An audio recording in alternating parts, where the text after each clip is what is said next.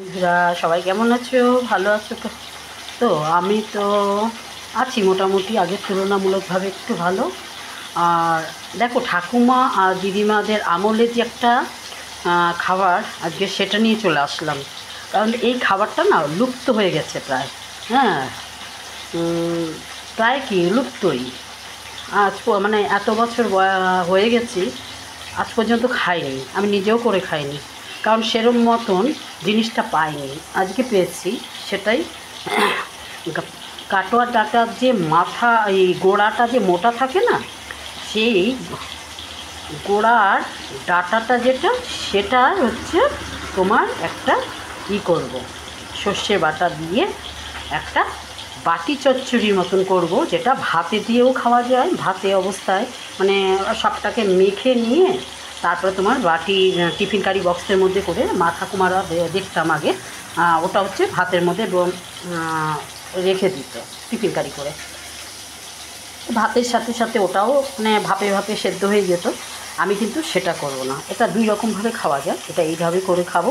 এটা হচ্ছে ডাঁটাটাকে আমি একদম জিরি জিরি করে কেটেছি।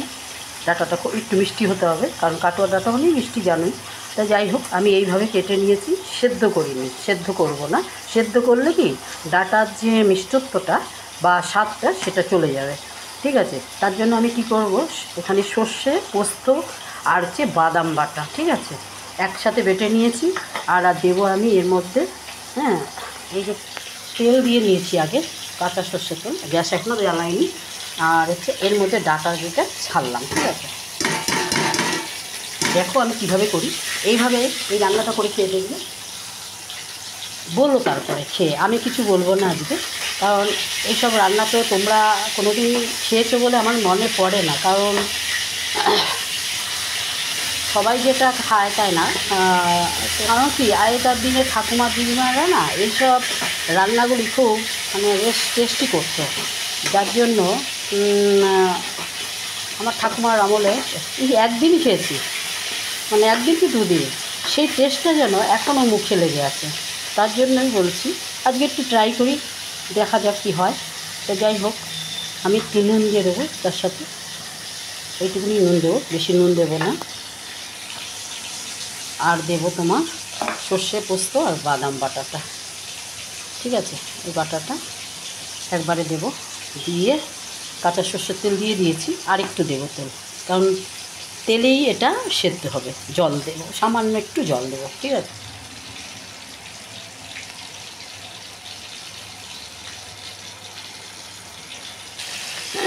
এর মধ্যে তোমার ওগুলোতে দিলাম, আর দিলাম হচ্ছে হলুদ গুঁড়ো, লঙ্কার গুঁড়ো, হ্যাঁ, ওটা দিলাম। আর একটু কাঁচা সর্ষের তেল দিলাম, ঠিক আছে, আর একটু দিয়ে দিলাম, কারণ তেলেই এটা সেদ্ধ হবে। আর একটু তোমার দেবো মিষ্টি, অল্প একটু, ঠিক আছে। এবার হচ্ছে তোমার এটাকে মেখে নিয়ে ডিম আঁচ করে, গ্যাসটাকে এখন জ্বালাইনি, জ্বালাবো, ডিম আঁচ করে একবারে ঢেকে দেবো, ঠিক আছে। মাখছি, দেখো এভাবে মাখবে ভালো করে।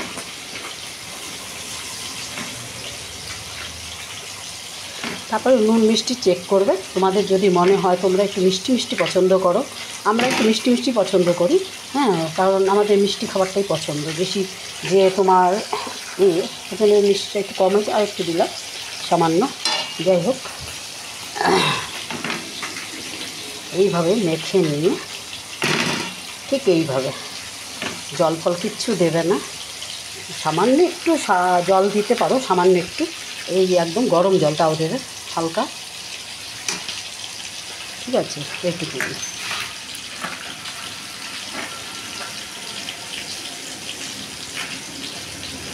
এবার হচ্ছে ঢেকে নিয়ে বসিয়ে দেবে।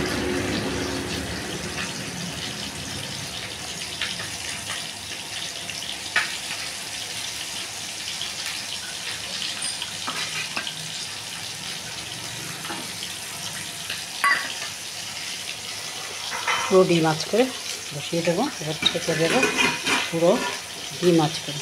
এবার গ্যাসটাকে জ্বালাবো, এই গ্যাসটাকে কমিয়ে দিলাম। এবার হচ্ছে কমে, ভাপে একটু কমে হবে, ঠিক আছে।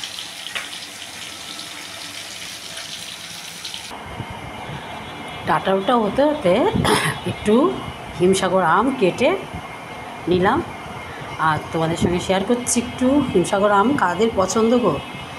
আমাদের এটা হচ্ছে আমাদের গাছের আম, ঠিক আছে। দেখো এই কটা আবার পেরে রেখেছি, অনেক আম ফ্রিজে মানে ভরে রেখেছি আমরা। যাই হোক, ঠাকুর ঘরে রাখি আমরা প্রথমেই আমগুলো। আর আম্রপালি আছে আমাদের, এখনও পাকেনি, ওটা হচ্ছে আষাঢ় মাসে পাকবে। যাই হোক, রান্নাটার ফাঁকে একটু তোমাদের এই হিমসাগর আম কে কে পছন্দ করো। আমার তো খুব পছন্দ হিমসাগর আম আর হচ্ছে আম্রপালি, এই দুটো, আর গোলাপ খাস, এটা খুব প্রিয় আমার। যাই হোক, দেখি এবার ডাটাটা কীরকম হলো, ঠিক আছে। চলো ঢাকনা তুলে দেখি কীরকম হয়েছে।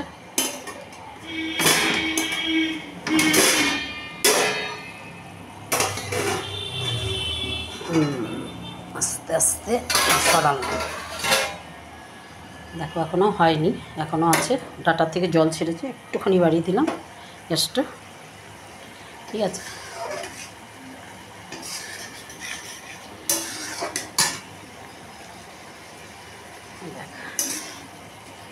সেদ্ধ হয়ে এসছে, দারুণ লাগে খেতে। এটা একবার ট্রাই করো তোমরা, লুপ্ত হয়ে যাওয়া সেই খাবার। এখনকার মানুষ এত খাটনি করতে চায় না তো, না? তার জন্য ধরো ডাটাগুলোকে কেটে নিয়ে জিরি করে কাটতে হবে, তারপরে হচ্ছে তোমার সেটাকে মেখে নিয়ে ধৈর্য সহকারে করতে হবে, তাছাড়া তার টেস্ট হয় না। সব কিছুরই টেস্টের ব্যাপার আছে। নুন মিষ্টি অবশ্যই দেখে নেবে, আর এইভাবে করে খেয়ে দেখো, দারুণ লাগে। তারপরে তোমরা আমাকে কমেন্টে জানিও যে এটা লুপ্ত হয়ে যাওয়াটা যে খাবারটা আমি তোমাদের সঙ্গে শেয়ার করলাম রান্না করে, সেটা তোমাদের কাছে ভালো লাগলো কি মন্দ লাগলো। বাড়ি দিয়েছি, বেশি একদম ঝোল টানানো যাবে না, কারণ হচ্ছে একটু মেখে খাওয়ার জন্য ধরো একটু তো লাগবে সর্ষে মাইটা, তাই না? দেখো একদম ডাটা গলে গেছে, ঠিক আছে। সবাই এবার ভালো থাকো, সুস্থ থাকো, এই কামনা করি সর্বসময়, ঠিক আছে। তোমরা সবাই ভালো থাকো, আর বেশি করে জল খেও, খাবার পাতে লেবু খেও, একই কথা বারবার বলছি বলে রাগ করো না। আর মাস্ক পরে বেরিয়েও, এখনও করোনা কিন্তু খুব প্রচণ্ড রকম বেড়ে গেছে। আর ভালোবেসে লাইক কমেন্টটা করো প্লিজ মিষ্টি বন্ধুরা আমার, আর সাবস্ক্রাইব যারা করোনি তারা করে যেও। আর হচ্ছে যাদের হচ্ছে একদম মামুলি খাবার লাগে এটা, হ্যাঁ, তারা স্কিপ করে যেও, ঠিক আছে। দেখো কিছু কিছু মামুলি খাবার না মাছ মাংসের থেকেও টেস্টি লাগে, যেন মনে হয় ওটা আরেকবার পেলে মনে হয় আমাদের কাছে সবচেয়ে ভালো, এরকম একটা ব্যাপার এসে যায়, ঠিক আছে। দেখো আমি যেটা টেস্ট মনে করি সেটাই তোমাদের সঙ্গে শেয়ার করি।